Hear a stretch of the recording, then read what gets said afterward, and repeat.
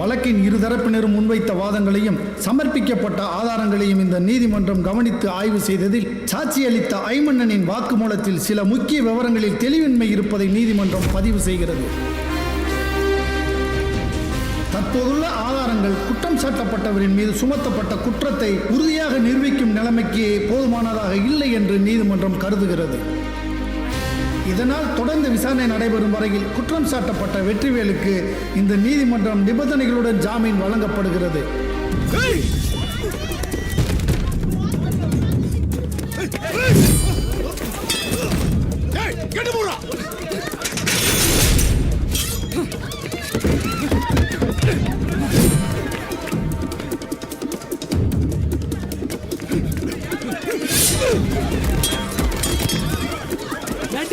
யார் மேலே கை வச்சிடாத, மெயில் ரத்தாயிரும்.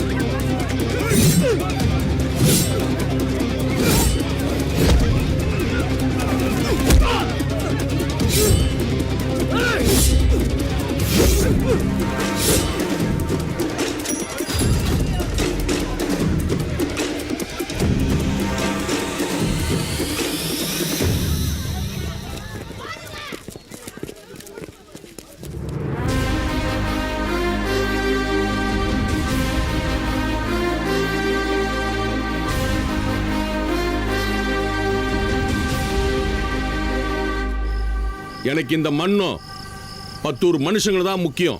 அது உங்க எல்லாருக்கும் நல்லா தெரியும். நான் இது வரைக்கும் நல்லதுதான் பண்ணியிருக்கேன், இனியும் அப்படிதான் பண்ணுவேன். அது சில பேருக்கு பிடிக்காம போயிருக்கலாம்.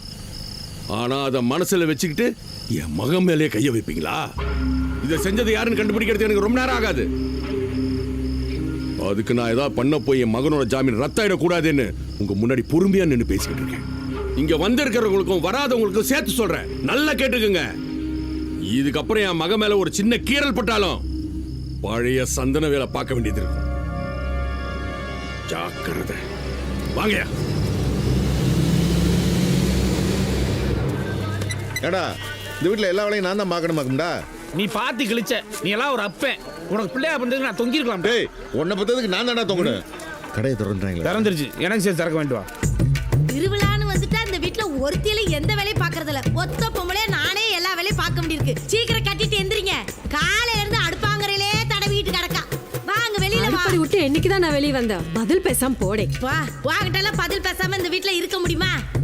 சின்னதா அழுக ஆரம்பிச்சிட்டாலே எங்க வெடிக்க போகுது. பிள்ளைக்கு இப்படி ஆகி போச்சு. சும்மா அழாத, ஒன்னும் பேசக்கூடாது. பொங்க விழாக்கு வந்தமா, சந்தோஷமா இருந்தமா, சாப்பிட்டமா, போனமான்னு இருக்கணும். அதை விட்டுட்டு பழசெல்லாம் கலரி ஏதாவது பேசிட்டு இருந்தா உன்னை கொன்றுவேன் பாத்துக்க. சரி உட்காரு. நான் பாத்துக்கிறேனே. இந்த மடையை எப்படி அடக்கணும்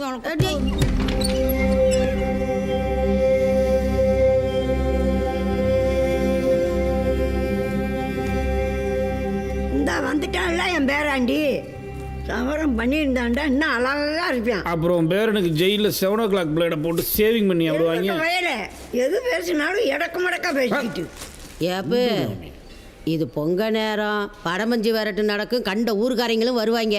பார்த்து சுதானமா நடந்துக்கிறனும். ஏய், அதுக்காக உசுர கையில முடிச்சுக்கா சுத்த முடியும்?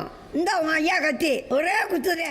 எவன் வந்தாலும் குத்தியா குத்தியா பாத்துக்கிறோம். பஞ்சாயத்தா இருக்கு, அதை கொடு. கையை அறுத்துக்காது. இதுதான் அவன் கிழவன் கத்தியா? கத்தி ரொம்ப அடி வாங்கியிருக்கேன். என்னடா சொல்ற? இல்ல, உனக்கு காது கேக்குதான்னு செக் பண்ணி பார்த்தேன்டா. அதானே பார்த்தேன். நீ பார்த்தது தானே. அப்போ இந்த வெட்டு குத்தெல்லாம் வெத்தலை வாக்கு போட்டு துப்புனது மாதிரி துப்பிட்டு போய்கிட்டே இருக்கணும்யா. ஆமாமா, இப்படி ஏத்தி விட்டுதான் உங்க மாவன் ஊர் பிரச்சனை தான் பிரச்சனை நினைச்சிட்டு சுத்தி திரியிறாரு. எதுவுமே செய்யாத மாவன் இன்னைக்கு கொலைப்பள்ளி சுமந்து நின்னுட்டு இருக்கான். என்னைக்காவது ஒரு நாளாவது நிம்மதியா தூங்கி இருப்பானா? கத்தி எடுத்து கொடுக்குறீங்க, கொஞ்சம் வாய் வச்சுட்டு சும்மா இருக்கீங்களா? இது உங்க காலம் இல்ல, நீங்க பண்ணதுல போதுங்கிற. சும்மா இருந்த பொந்துமணி கரையை பேச வச்சுட்டாலும் உன் சங்க நிறுத்துவேன். வாய்விடு மூச்சு. உனக்கு இதெல்லாம் தேவையா?